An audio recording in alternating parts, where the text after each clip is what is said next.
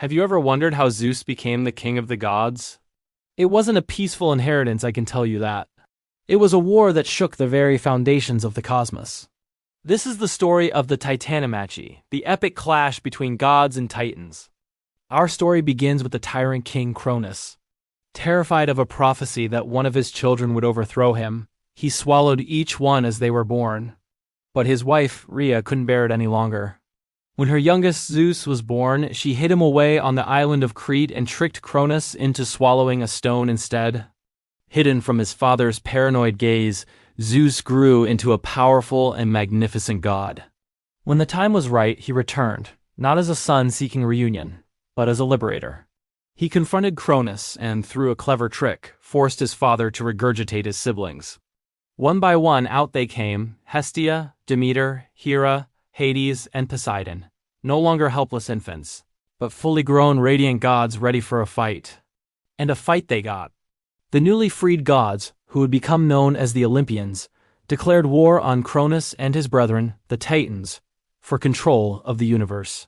They made their fortress on the towering peak of Mount Olympus, preparing for the battle of a lifetime. The war wasn't just Olympians versus Titans, though.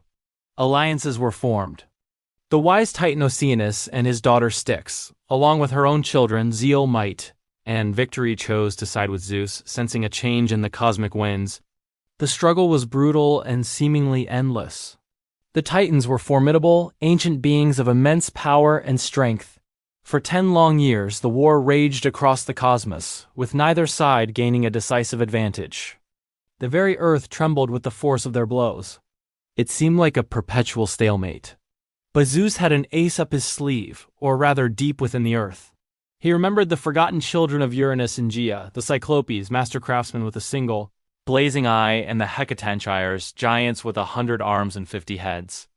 Cronus had imprisoned them long ago in the dark pit of Tartarus. Zeus descended into the abyss and freed them. Grateful for their liberation, the Cyclopes forged incredible weapons for the Olympians. For Hades, they made the Helm of Darkness, which rendered him invisible. For Poseidon, a mighty trident that could shake the earth and seas. And for Zeus, they crafted the most powerful weapon of all, thunder and lightning. Now armed, Zeus unleashed his fury.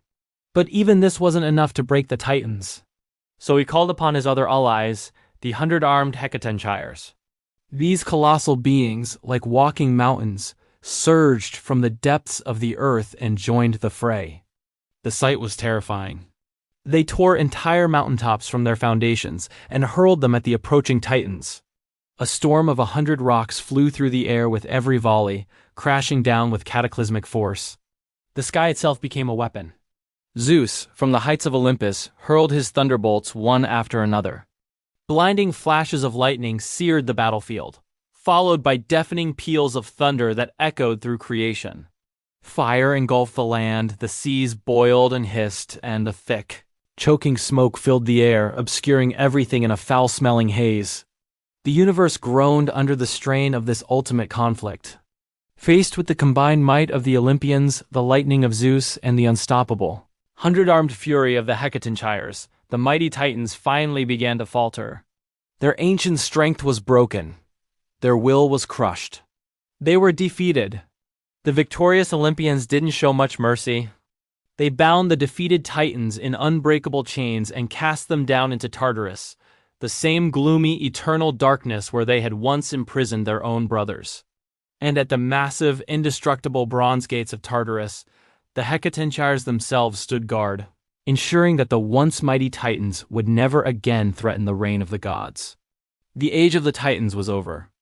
A new era, the era of the Olympians, had begun with Zeus, the god of thunder and lightning, as its undisputed king. What an incredible story, right? The mythology of ancient Greece is filled with tales of power, family drama, and epic battles. Hope you are enjoyed this journey back in time.